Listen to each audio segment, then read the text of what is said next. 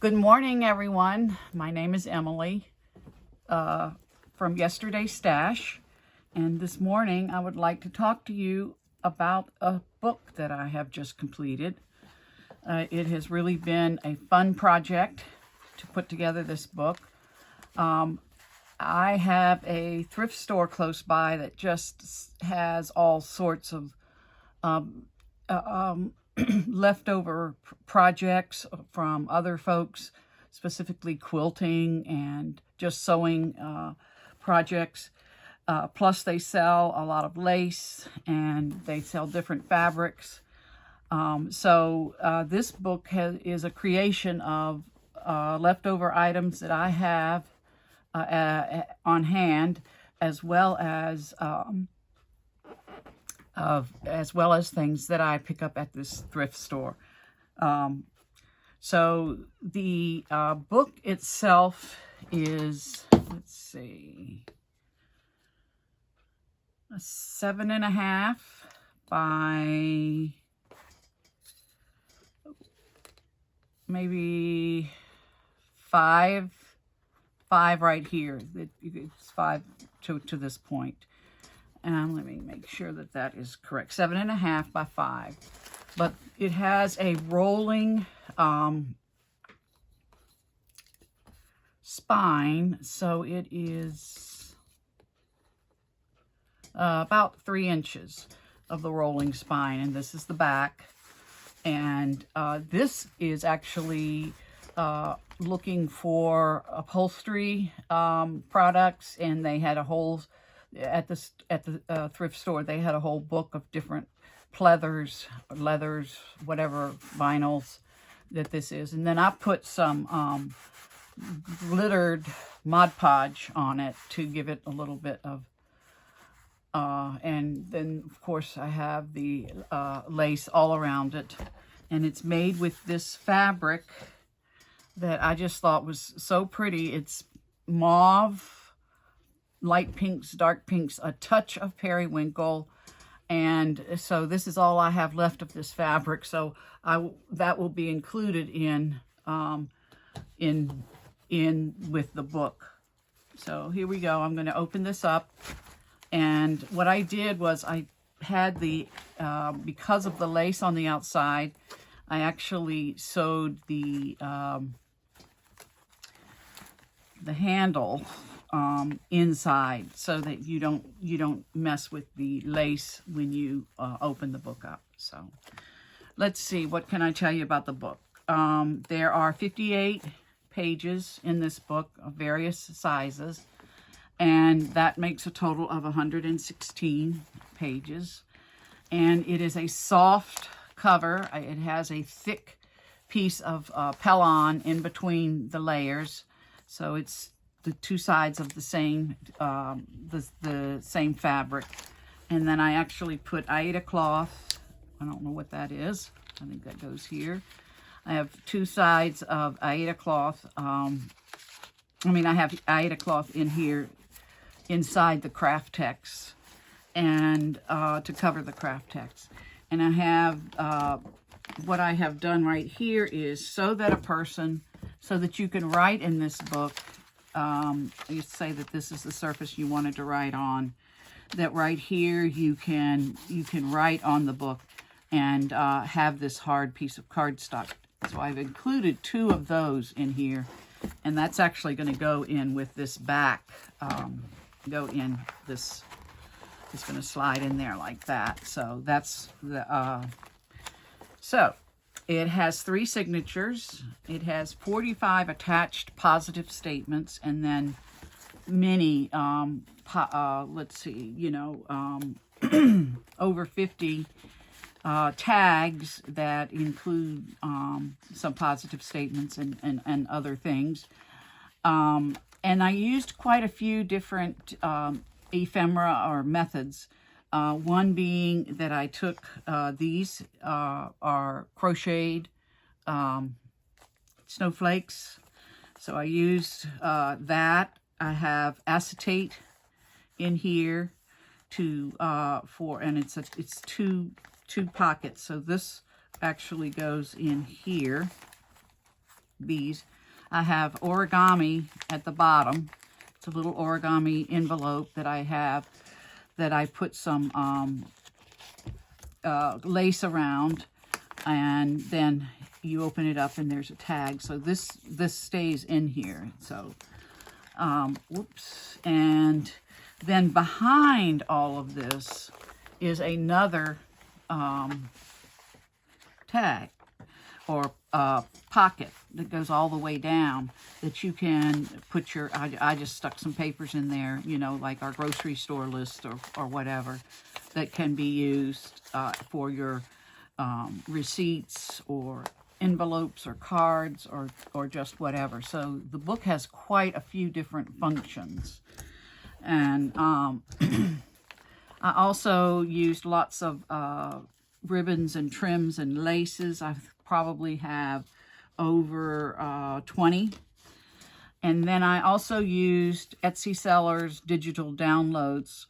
And one particular one that I've used is Tracy Fox, her beautiful houses, or I think she calls them beautiful houses. So I cut those out of, I printed these out with photo paper. And so when I saw them, I thought, oh my gosh, that's how I decided on the color of the book. And I found this fabric because I thought that it would be a good fabric too. And then I have just scattered throughout are some nice positivity statements. So I wanted to show you this right here. Throughout my quote-unquote trips, which I only try to make once a month, to the fabric store, this is, not fabric store, but my junk store or my thrift store. This is the kind of thing that I find, and this is a partially put together project that a person was doing, and she was taking, and I kind of trying to make strips. I really don't know what. And then we have a lot of extras here. But what was also interesting was these tiny little strips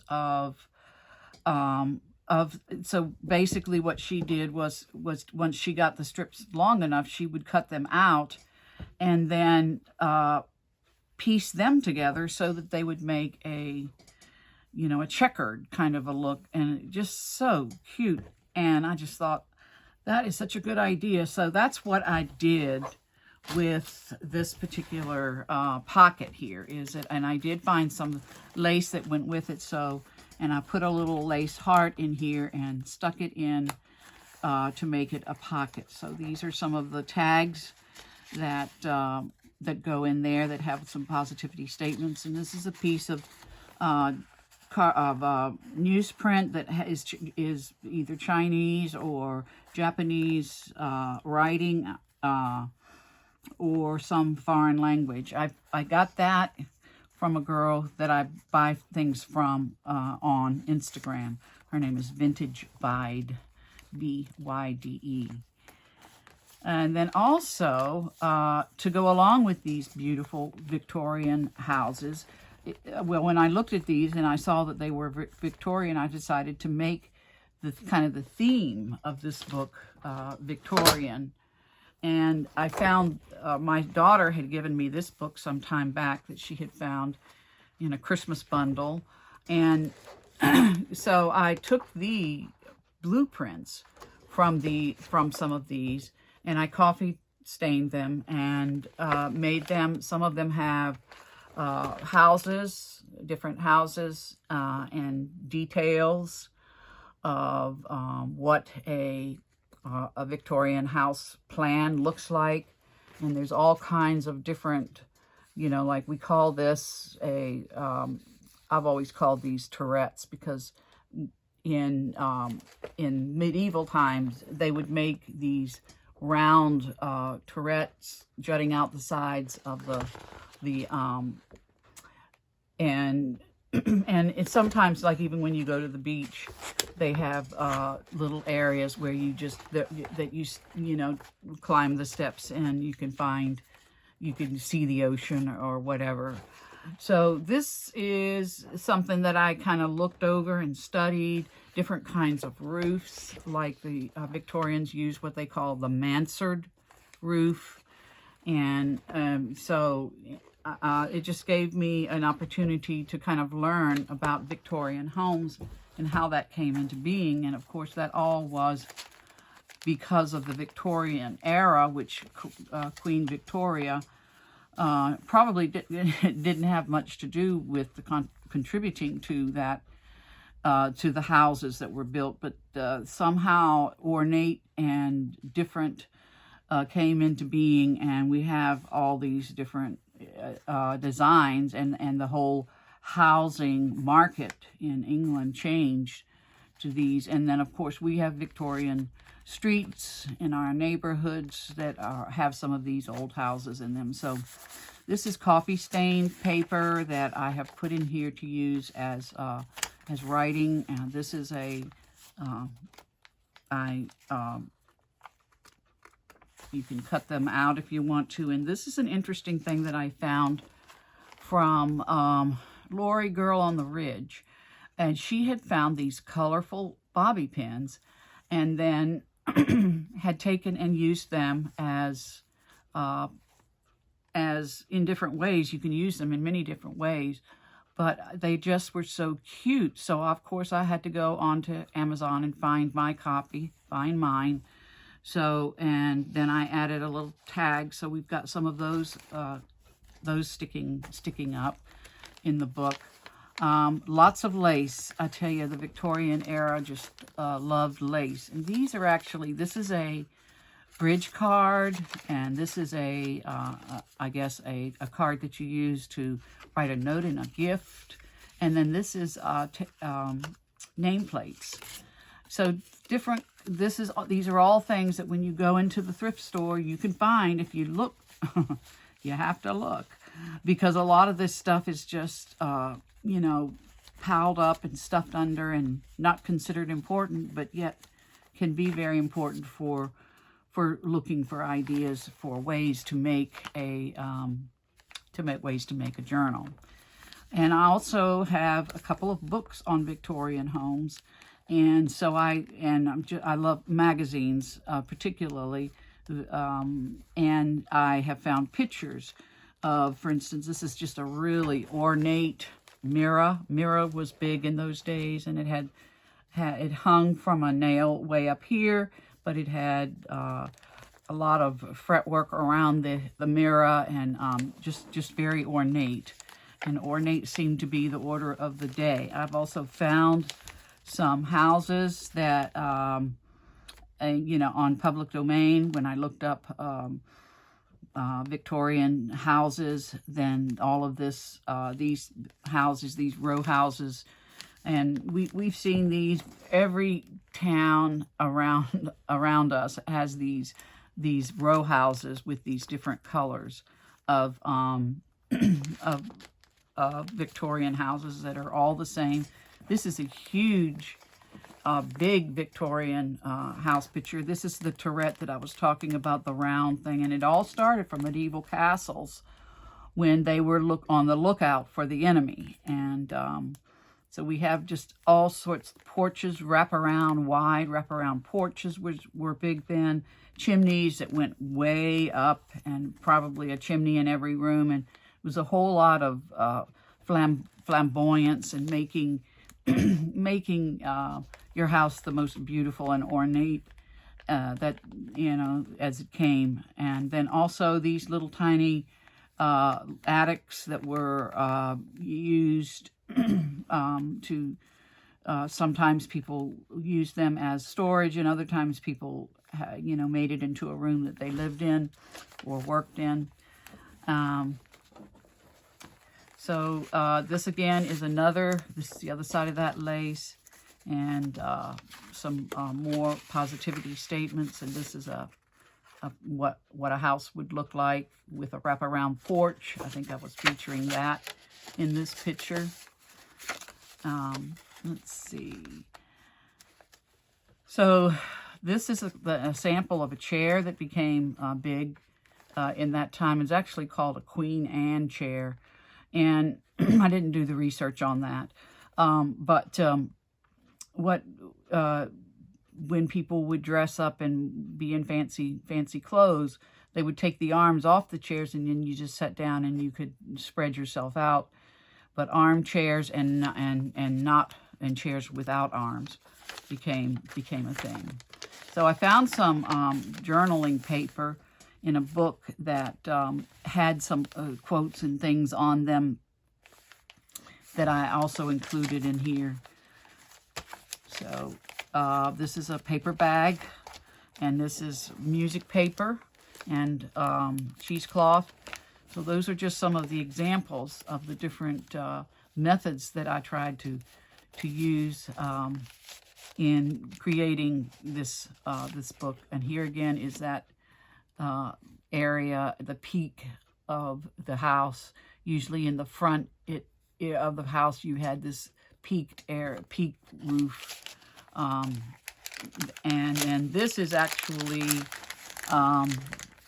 what do we call this? Poured acrylic. Yeah, I think it's called paint pouring. And I found some sheets of that at the thrift store. They were just in a stack of stuff. Clocks were big. Making big standing big clocks up. This is some quilting. I have found lots of just bags full of just little tiny squares or hexagons or all different shapes, and so I've tried to put them to use. Then these are where I went through a period where I wanted to collect the pictures of some of the buildings in England, and this is Downing Street, which is a famous street, 10 Downing. And then this is actually Parliament Square from the London Eye. So I have the pictures that I found, then I added a little bit of information about the particular, naming the particular one. Then I used some pattern paper. Here's another one of those pink, this is a pink one that I added a little bit of sari silk to give it, that matches.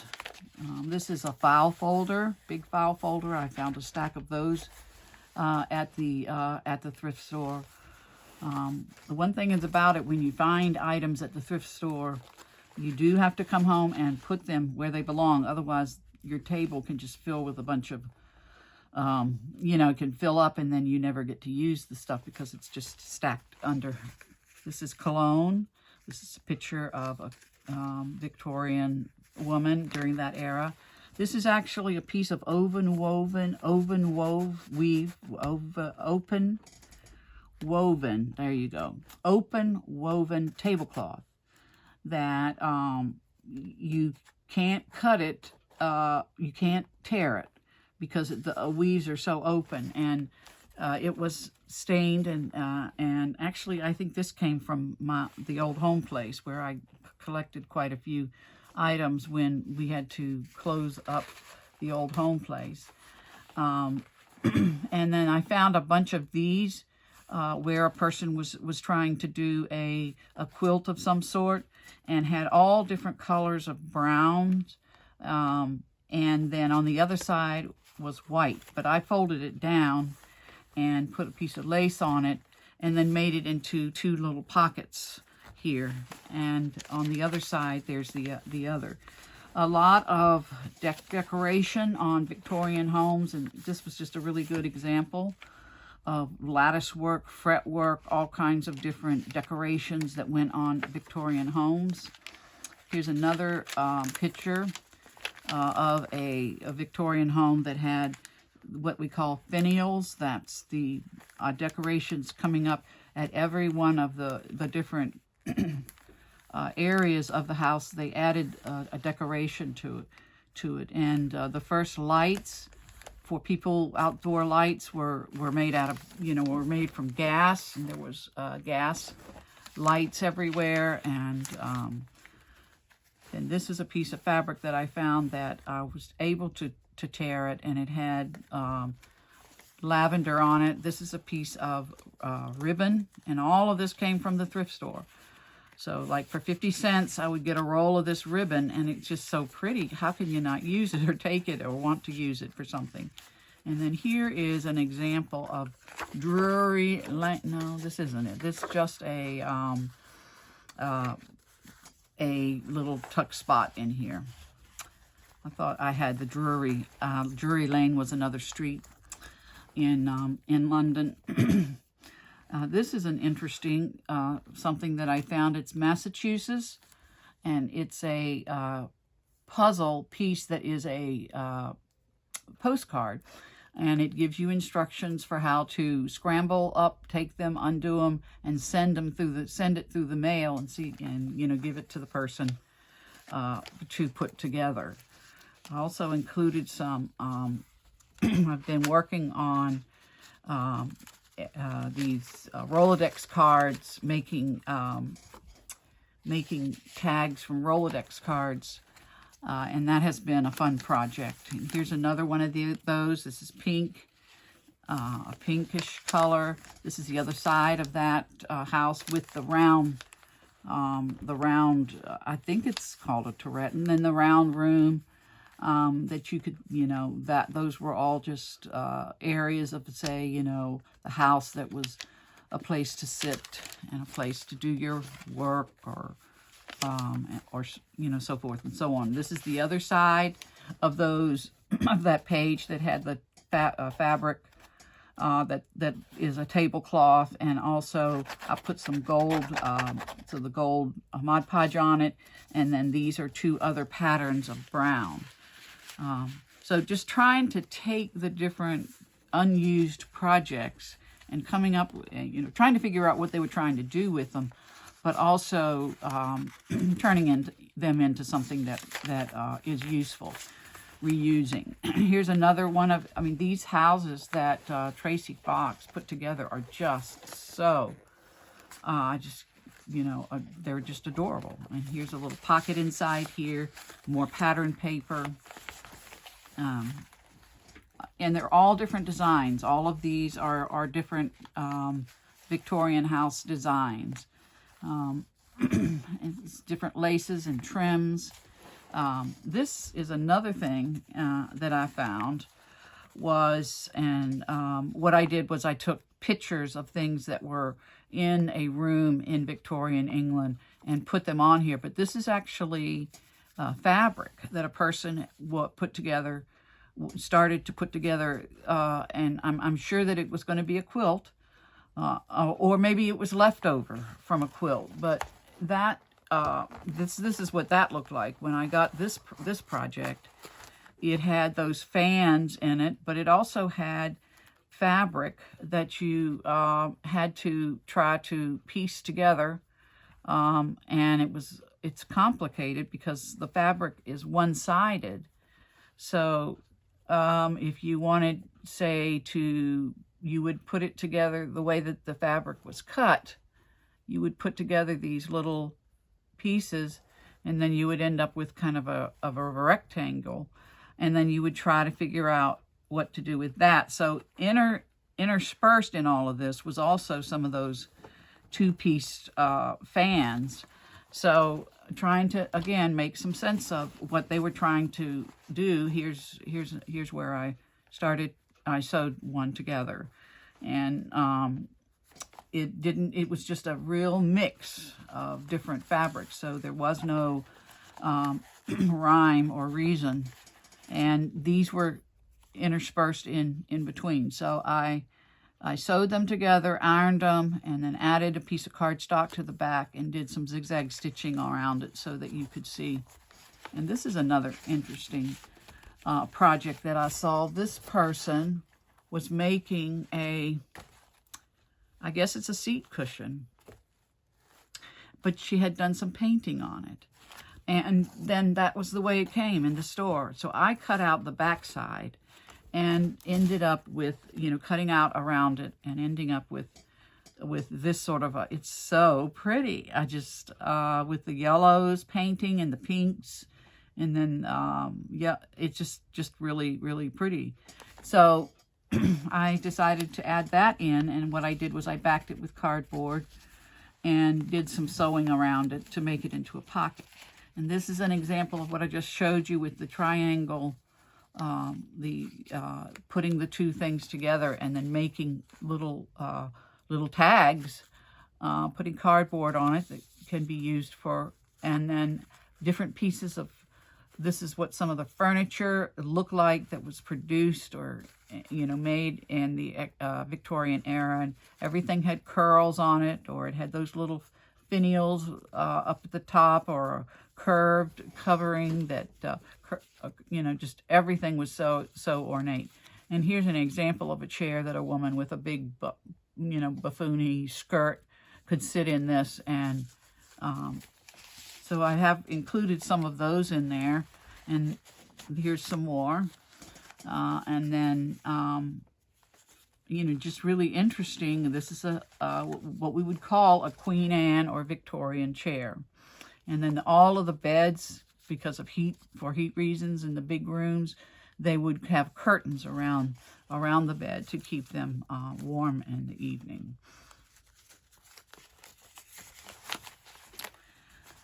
So that is, and these are examples of how you can take, and here's some more of those fans, just leftover junk or stuff, and from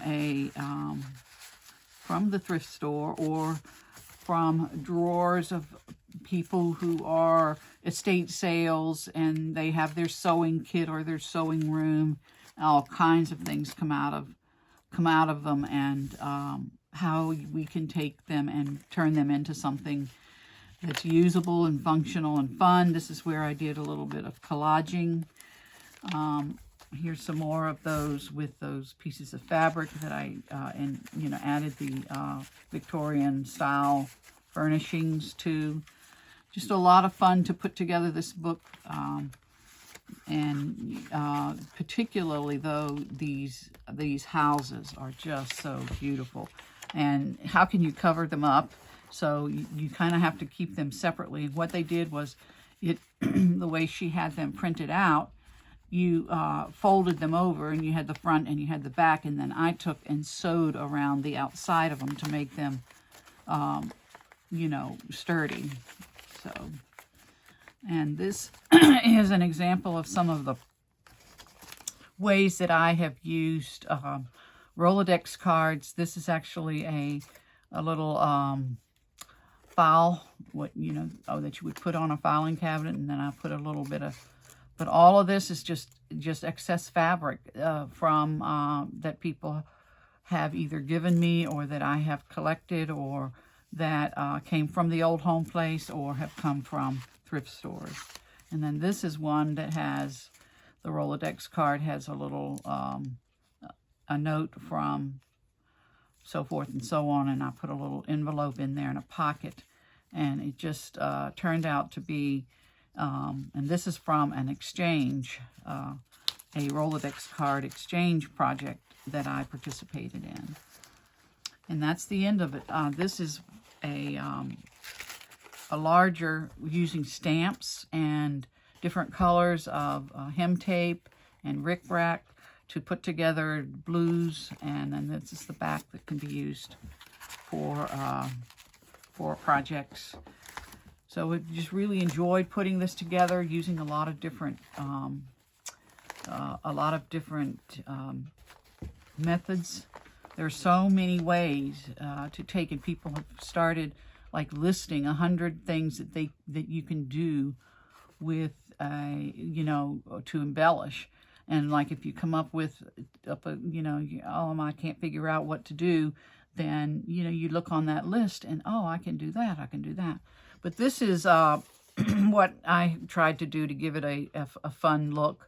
On the edge is just those little store-bought roses and some sari silk and some lace that I have put down here. And I actually used the wax pellets to make sure that this stayed down, and so that it would be sturdy, because it's on the outside of the book, but it's raised. So But thank you for coming along and watching this process with me. It's just so much fun to put together these books. It's really hard to stop. And I look forward to talking to you again soon.